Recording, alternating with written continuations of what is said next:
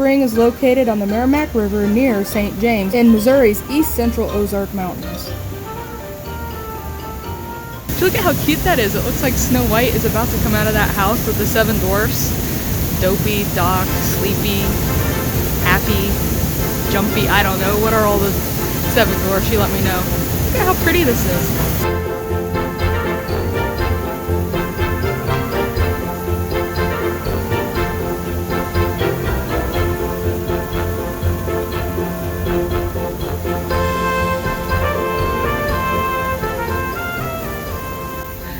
So this is actually the old powerhouse.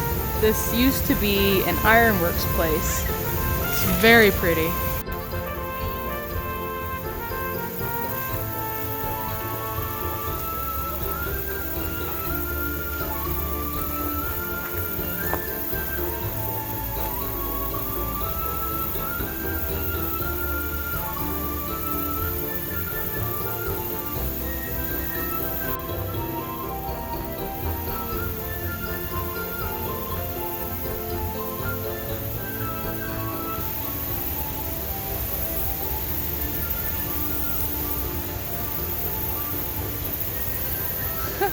Would you look at this house?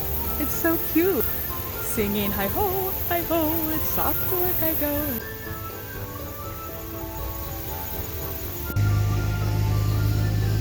And even the pathway looks fairy tale like.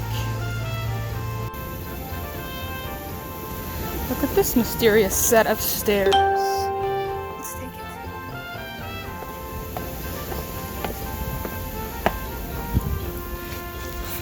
I'm under the bridge, hopefully there's no trolls down here to get me.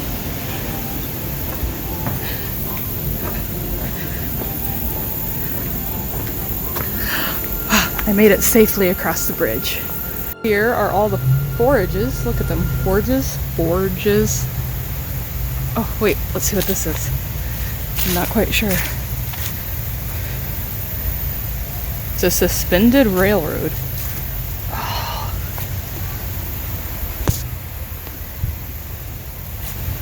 So they put stuff in the bucket. Let's read about it. Suspension railroad drop bucket was one of several vehicles used to deliver raw materials to the iron furnace trunnel head to produce pig iron. The cold blast furnace was charged 100 times a day with 640 pounds of iron ore, 18 bushels of charcoal, 1 bushel of brands, and 100 pounds of limestone flux. The materials were added in alternating layers from stockpiles in the bridge house adjoining the furnace trunnel head.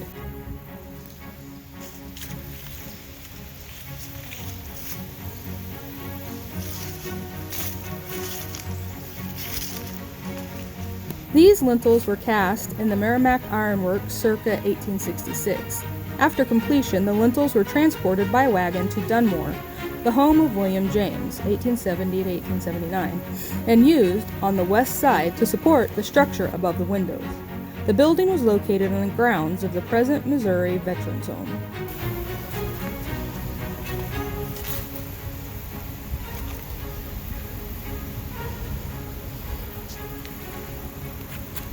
Look inside. Little pink flowers growing. Oh. Powered by an undershot water wheel 10 feet in diameter, the sand-casted Ankeny Schaffery hammer was used to convert blooms into an Ankeny's and finished wrought iron mercantile bar. The hammer, weighing approximately 500 pounds, was raised about 2 feet by wipers attached to the water wheel shaft, then pressed the hammer against a wooden beam, which acted as a spring, increasing the force of the hammer as it snapped down on the anvil. All of the refinery hammers used at Merrimack were purchased from the eastern iron manufacturers.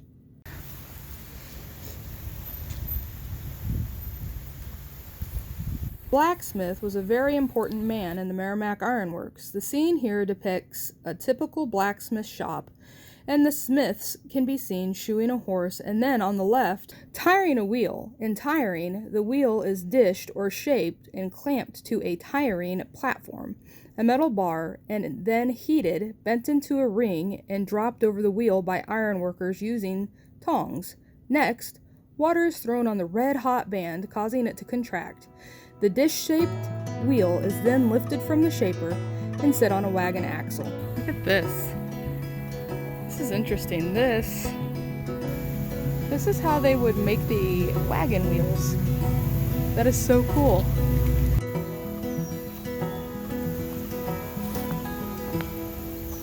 So this was the forage house. I mean, look at the size of that. Wow.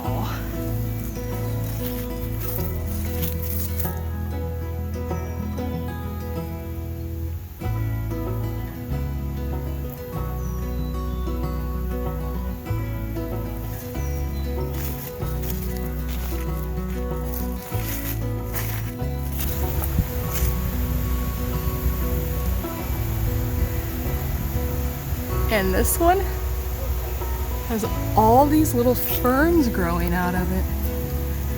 Look at that. Oh, you can't see it on this side. Let's see.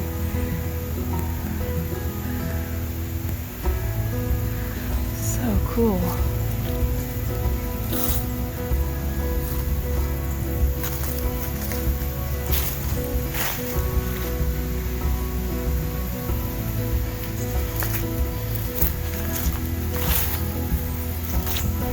I honestly don't know what all of this stuff is.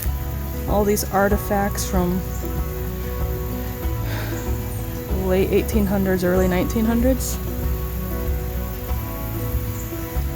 Like there's these iron things in the ground. I was impressed with the size of those chimneys.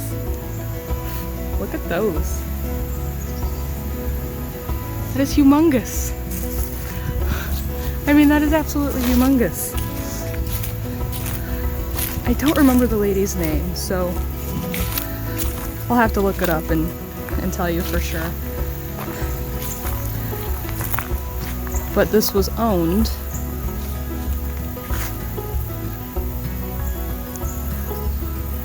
there was an old forge and ironworks, and it was owned by this guy, and his daughter donated it to I'm being attacked by mosquitoes. Maybe this isn't the best place to say this.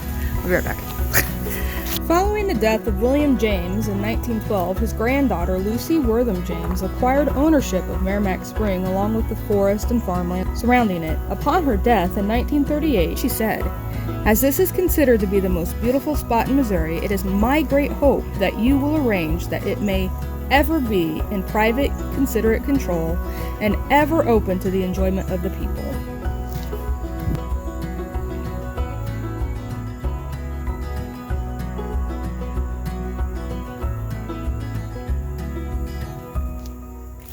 Merrimack Ironworks. Here stood the historic Merrimack Ironworks, completed in 1829, fueled by the charcoal from the surrounding forest, powered by the nearby Maramec Spring. By the middle of the century, this former tribal land of the Shawnees was one of Phelps County's principal settlements.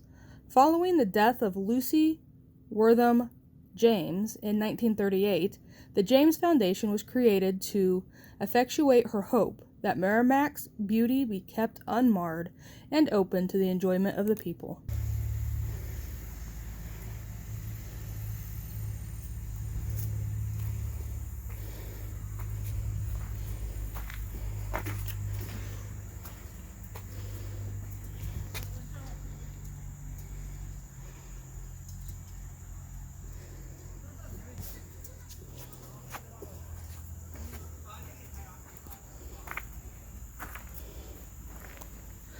So along the ground, I'm supposed to be able to find slag. This was a iron ore mine. This is all around. It's after they burned it. It's slag. So look on the ground for slag. Slag. Well, that's cool. Well, Well, that's for the food. Maramec Spring Park is so pretty, y'all. You have to come see it for yourself. Like, I'm not even doing it justice, just how pretty it is.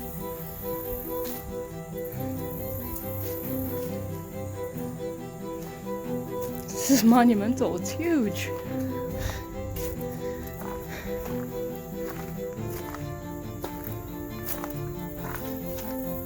It's only $5 per car per day, so come on down here and check this out for yourself. Surrounded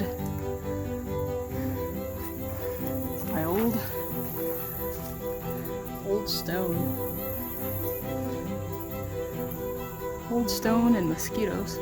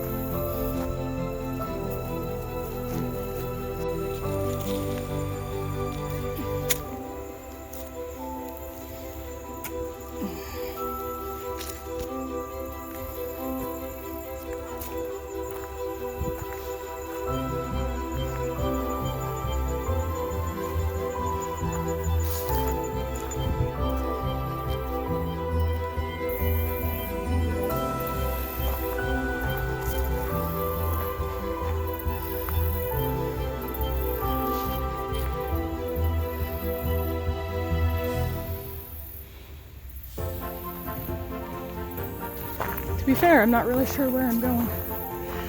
I saw some stairs and I took them.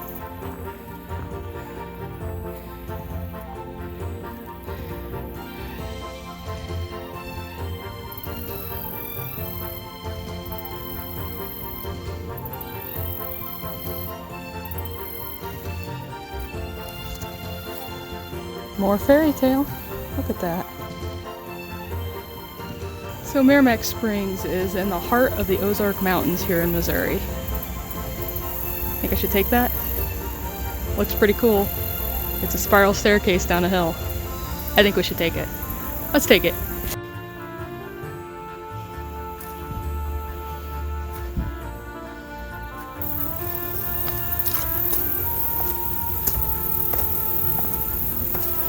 Look at that.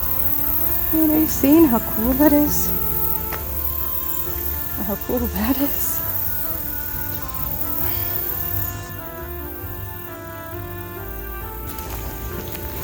So all these little bits of stone and iron. There's a bit of a splash that I get to walk through.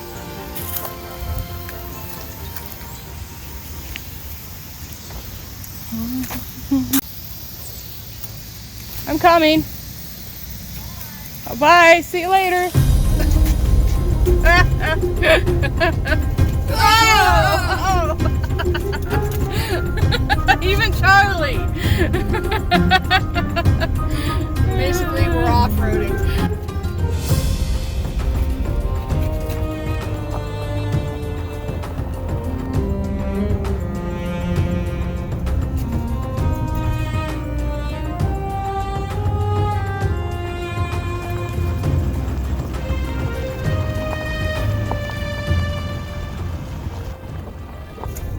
So now I need to show you this trail. We're basically off-roading here.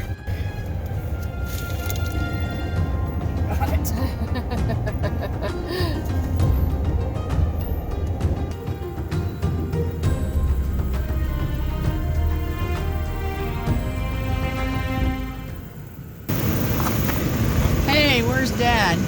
He'd say, "You go down there and bring me home one of them rocks." Cabin and come out here And dig the earth. Dad totally would have said that. He passed away a couple years ago, but he totally would have told us to bring him a rock home. he loved geology, but he didn't say it like that. He just liked to look at pretty rocks from all over the place. Stringtown Road was one of Missouri's first trans-link roads. It is typical of many frontier wagon roads in the early 1800s that linked one small community to another. Stringtown Road served two purposes. This stretch of road formed the link between St. Genevieve and Springfield, Missouri, about 1824. In 1824, Maramec Spring was a welcome campsite to both Indians and the white travelers. After 1826, the road was named Stringtown Road because of the line of houses along either side of the road, which made it a straight line from the Merrimack mine pit to the Merrimack Ironworks. These dwellings housed the iron workers. Thousands of tons of iron were hauled over this road to the Merrimack furnace. Without this road, the crossroads town of Big Prairie, Scotio, Jamestown, eventually known as St. James, would never have even existed. The crossroads were what are now Highway 68 and Interstate 44. Stringtown Road provided a shortcut to the southwest and eventually the present town of St. James. The Maramec Spring area was served by this road for more than 100 years. It is still in use.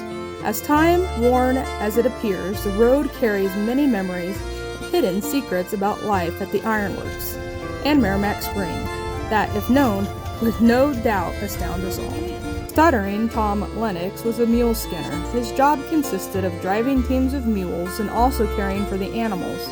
The mules were used for pulling wagons loaded with iron ore and charcoal to the works. His favorites were Belle and Nellie, both gray mules. When work was slow at the Merrimack Ironworks, the teams were rented out to surrounding farms. The dog trot cabin consisted of two cabins joined together by a breezeway. Much of the wood for fuel was kept here during rainy weather. A home of this type could provide living quarters for two families. This was the home of Davis Westlake and Mary Chambers. They married shortly after the cabin was built in January of 1842. Westlake was a master collier at the Merrimack Ironworks. Samuel Heyer and his wife, the former Elizabeth Mitchell, lived on this site. They had 8 children, 3 sons and 5 daughters. Samuel was the leading iron worker at Merrimack. The Heyer's daughter, Martha, became one of the earliest teachers at the works. She later married John Brazil Harrison, the son of James Barry Harrison, and Lavisa Voss Duncan, who came to Phelps County in 1818. This is a typical hewed log cabin and the first of this type of cabin used by the ironworkers built on Stringtown Road. Okay, Nancy and Karen are going to stay in the car and I am going to go into the Merrimack Museum. There's supposed to be some t-shirts or sweatshirts and Nancy brought her money and she's wanting me to go shop for her.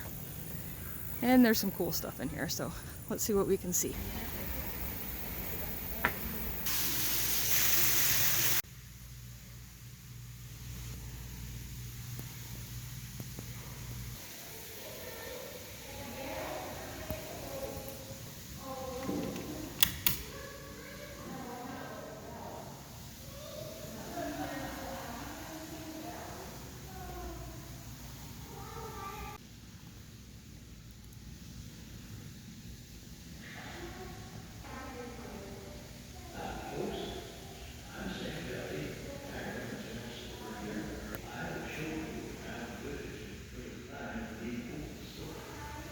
Oh, and here's the road that we just went down, Stringtown. Along the road between the industrial area of Merrimack Ironworks and Merrimack Iron Ore Bank was Stringtown. The homes in this area were occupied by ore bank miners and their families. The road itself was the first in the area between St. Genevieve and Springfield, Missouri. The area was called Stringtown because of the string of homes which bordered the winding, busy path of the mine road.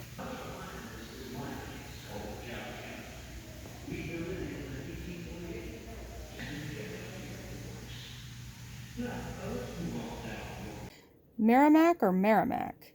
This 1862 Civil War map shows the past use of the spelling of Merrimack. Note that both the river and the ironworks are spelled Merrimack.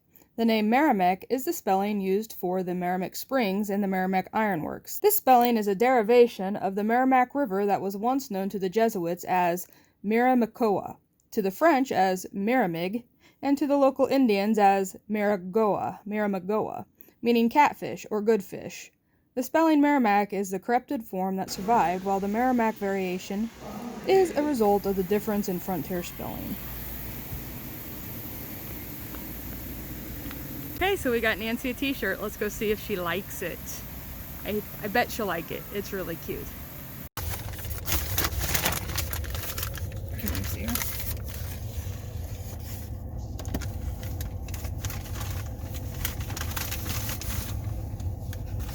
Oh, I do love it. Show it to us. Turn it around. That's cool. We're all back from camping and got all cleaned up, and Nancy's trying on this cool shirt. It says, "When you're fishing, or life's better when you're fishing Maramec Spring Park." You like it? Yeah, I do. And it's so cute. What an awesome shirt. I know. Bye. Thanks for watching, guys. See you next one. See you in the next one. Bye.